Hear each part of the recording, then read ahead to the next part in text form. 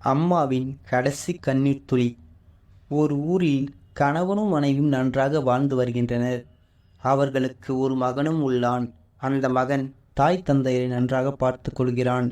திடீரென ஒரு நாள் தந்தை மாரடைப்பால் இறந்து விடுகிறார்.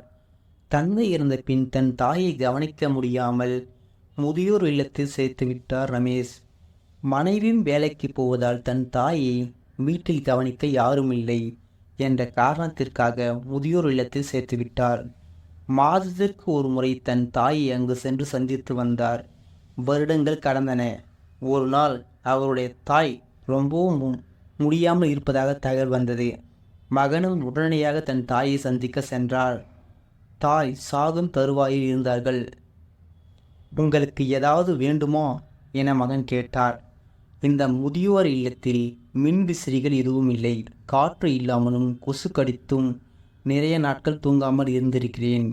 இங்கு தரும் கெட்டுப்போன சாப்பாட்டை சாப்பிட முடியாமல் பல நாட்கள் சாப்பிடாமல் தூங்கியிருக்கிறேன். எனவே இந்த இல்லத்திற்கு சில மின்விசிறிகளும் சாப்பாட்டை கெடாமல் பாதுகாத்து வைத்திருக்க ஒரு குளிர்சாதன பெட்டியும் வாங்கி கொடுப்பாயா என மெல்லிய குரலில் தாய் கேட்டார். மகன் ஆச்சரியப்பட்டான். பல வருடங்களாக நான் உங்களை பார்க்க வருகிறேன்.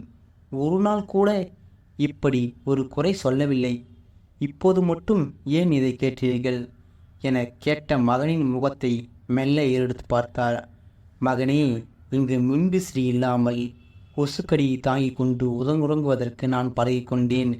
இங்குள்ள பசியையும் துன்பங்களையும் என்னால் பொறுத்து கொள்ள முடியும். ஆனால் உனது குழந்தைகள் உன்னை இந்த இல்லத்திற்கு அனுப்பும்போது உன்னால் அவற்றை தாங்கிக் கொள்ள முடியாது என நினைத்து வருந்துகிறேன். அதனால் தான் இப்போது கேட்கிறேன் என்றார்.